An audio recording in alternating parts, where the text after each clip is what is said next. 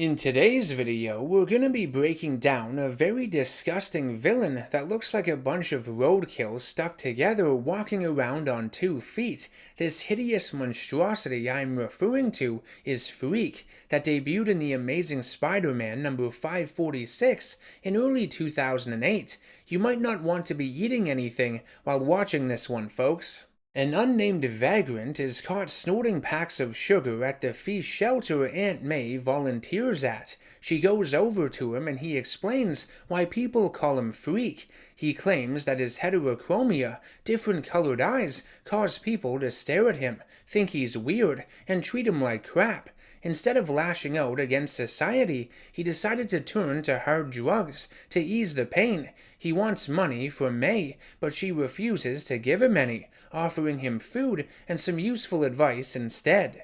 Freak would end up stealing the donation box from the shelter, and Spider-Man goes after him.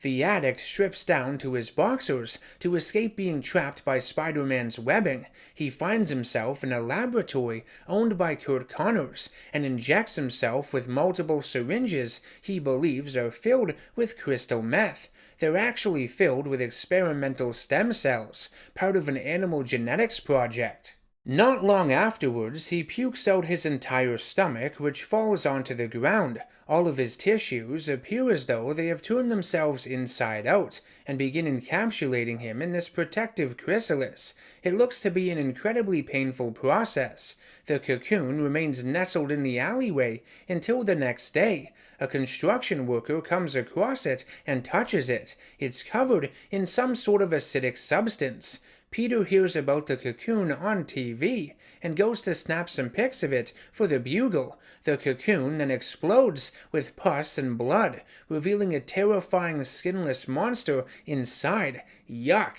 Freak gets shot in the head by the responding police officers and falls down into the sewer where another chrysalis forms around his body. This time, when he emerges, he's got more animal parts coming out of him, visible whiskers, webbed hands, scales, and furry patches on his legs and feet. Oh yeah, he's also bulletproof. Feeling Spider-Man is responsible for his ghastly transformation, he vows to make him pay. The two would fight in a drug lab, which catches fire, and Freak leaps back into the building to save some of the narcotics. He's engulfed in flames, and you guessed it, a cocoon surrounds his body yet again. Spider-Man would visit Connors to learn more information about his company's genetics project. The doctor explains that the stem cells were from mammals, amphibians, and insects, some of which were caterpillars, hence all the cocoons. The drugs that were already in the vagrant's body caused the stem cells injected into him to become volatile, mutating and remutating. Every time the creature is killed, his body adapts to his injuries. In other words, he becomes immune to what killed him before. The only way to stop Freak is to place him in some form of stasis. Their best bet is by covering his acidic chrysalis with high pH quicklime. Spider-Man accomplishes this by tricking Freak into believing cubed bags of quicklime are bags of cocaine, which the villain tears open and inhales, knocking himself out and putting him into stasis. The hazmat team that arrives to remove him are revealed to be Oscorp workers in disguise. Freak is taken to their labs to be further experimented on. They remove his organs and damage his tissues to see how much he and his regeneration factor can withstand. After these tests, Freak's physical strength had increased tenfold. Unfortunately, the biggest downside for him is that the pleasure center in his brain no longer functioned. He couldn't get high off any drugs he found anymore, and for an addict, well, that's got to be the worst thing on earth. Despite his poor life choices, Freak should get all the sympathy in the world. No one deserves to be turned into something as nightmarish as he did.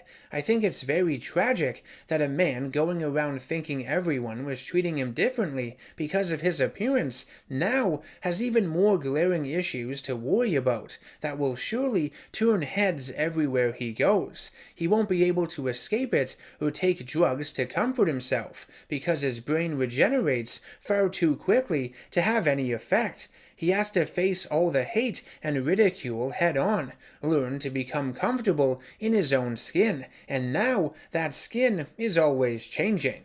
Let me know what you guys think of Freak as a character down in the comments section below. Is he just an anti-drug PSA disguised as a comic book villain? I want to thank you all for watching the video, and I hope you enjoyed it. Subscribe to the channel if you haven't done so already. Hit that bell icon for notifications, and become a producer over on Patreon if you can, to nominate future video topics and get early access to some of them several days before they hit YouTube. I will see you all in the next one. Take care and stay nerdy.